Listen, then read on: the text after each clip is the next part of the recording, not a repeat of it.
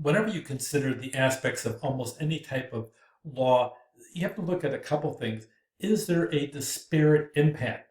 In this case, is there a disparate impact on people that are older, over the age of 40 and above? So, or is there a way that people are treated differently? So, how does the Age Discrimination in the Employment Act sit down there and define those? So, here's the process to actually file a complaint.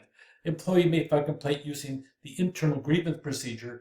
It's not required. Almost all your government agencies have one. So if you work for a government entity, whether it's state or federal, there's a high probability you have one, but sometimes you don't have that. If you ever need to go file a complaint and your company has some type of remedy, we call that an administrative remedy. And if you're going to file at court, they'll expect you to have already tried to exhausting the administrative remedy that already existed, especially if you have anything like a union contract. You can always file a complaint at the same time if you want to with the Equal Employment Opportunity Commission, which is the federal agency that handles this act, the ADEA. You can file a complaint with the state equivalent of the EEOC. You can file it between all. You can do the administrative, you can do the federal, you can do the state.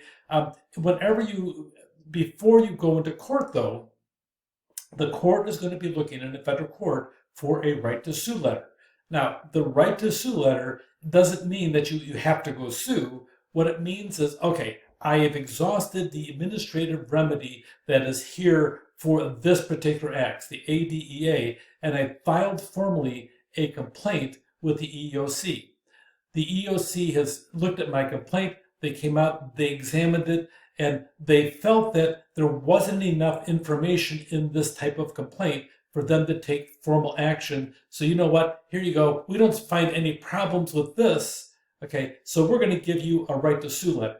That means you can go sue, and if you want to pursue money from the employer, whether it's compensation for a demotion or termination, here you go. But we didn't find anything wrong with it. Well, to some extent, from the employer's perspective, you're almost looking and hoping to get the right to sue letter because of the fact that it's not necessarily anything negative for you. It's saying that somebody came out and professionally investigated the matter from a federal agency, found nothing wrong, so therefore, go ahead and knock yourself out. So a right to sue letter gives you that opportunity, but people do take that right to sue letter and sue, and some of them actually win and win very well. Sometimes if it's really in the state court, under state age discrimination laws, that could even be a smaller employer, because keep in mind that the ADEA really focuses in on employers of 22 and larger for full-time employees. So employee options, upon receiving a complaint, the EEOC, they can dismiss it if they believe the charges have no merit. They can investigate the charges. They can issue a right to sue letter. There's a 90-day limitation period that you have to then file. So you have to sit down and look at that. Or for filing with EEOC, you have to have it into them within 180 days, and sometimes they'll extend it. There's a whole series of timelines here, but to some extent, it's a short time period. So if you have something going on, you need to file and do things if that's what the option you want to do. If you want to have that circumstance happen over here and you're trying to follow the administrative remedy within the organization, be careful, because it doesn't matter when you start the organization's own administrative remedy. That clock started as soon as you decided that this incident happened. Boom, you have 180 days, approximately 6 months, to have that thing filed with the EEOC, or you'll have no grounds to file that complaint. So pay attention to what's going on in the whole timeline if you're going to pursue this. Sometimes disparate treatment or disparate impact claims, they're available to employees. And here's the 4 elements that would persuade the court about a claim for age discrimination. Number 1, you have to be 40 plus years old. Number 2, what happened? Did you get fired? Was there a demotion?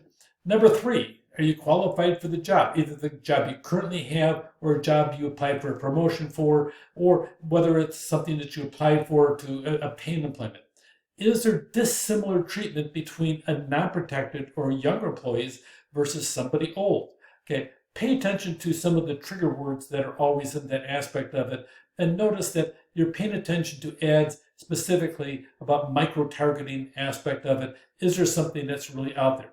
There's a case that really is one of the standards you use to test this. It's called burden shifting. There's a gross case filed. Gross is the person's name in 2009 that went to Supreme Courts, which is and really has some similarity to the Civil Rights Act. In this case, Gross is, yo, I have been picked on, so therefore, because of my age, it must be it. So therefore, once the person sat there and made the statement that, okay, I am older and they fired me, so therefore, this is what happened.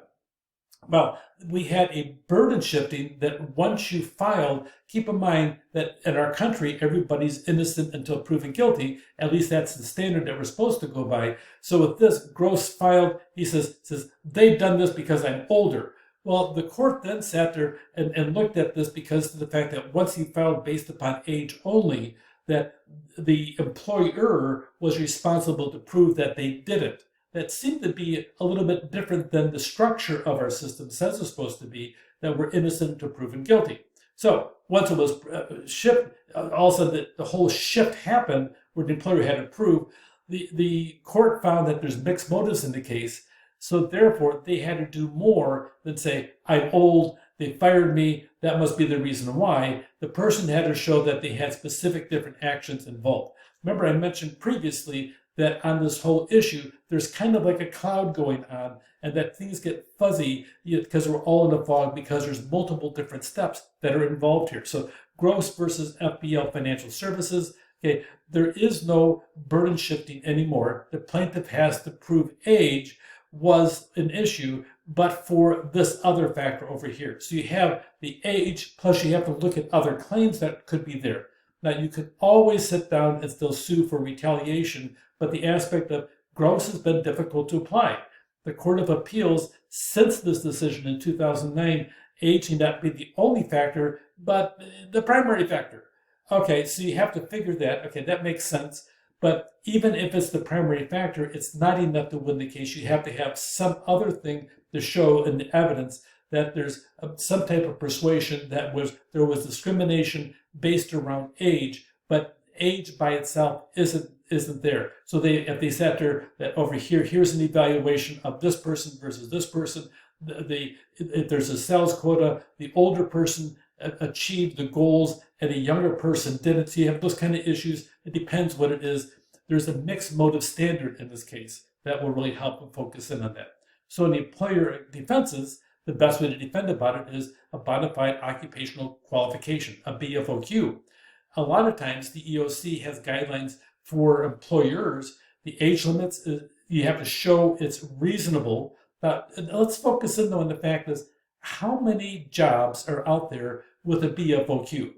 You're 7 years old. You can't do this job anymore because you're 70. Well, that person's doing it under 69. Okay, and I'm doing better than he did.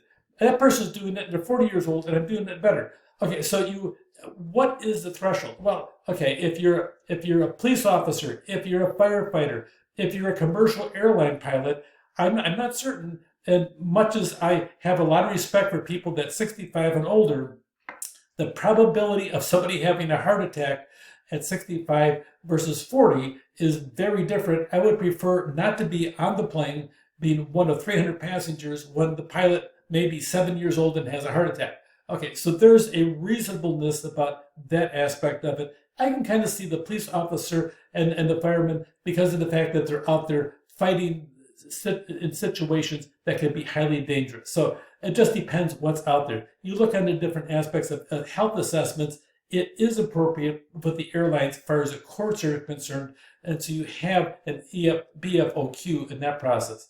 Disparate treatment, okay, the employee's case for disparate treatment is the employee is in a protected class over the age of 40 or older.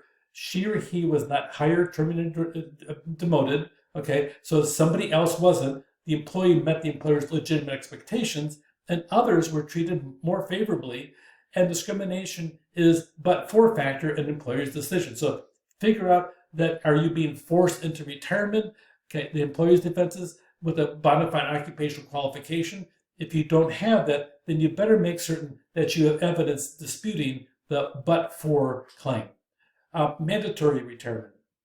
Upon reaching a certain specified age, you'll see high-level executives who receive a company pension of $44,000 or more. They have the legitimate aspects where a company can put a retirement age of 65. They can also extend it. It's not required to have this, but you'll have that as well as police officers and firefighters. So the prima facie case for the employee, a facially neutral policy rules imposed by the employer on the face of it, it has a different effect on an older group of workers, and there's no intent to discriminate if necessary if you show that there's an issue over here. The employer's defenses, there's reasonableness, economic concerns, and seniority. Okay, so the EOC is the administrative agency for the ADEA. The Gross decision eliminated the shifting opportunity for burden shifting, which really helped favor the employee. Okay, but mandatory retirement ages are only allowed in a very few circumstances overall. Disparate impact, disparate treatment, it's out there. You have to be able to prove it on either side in case there's every case that it may affect you. Take care.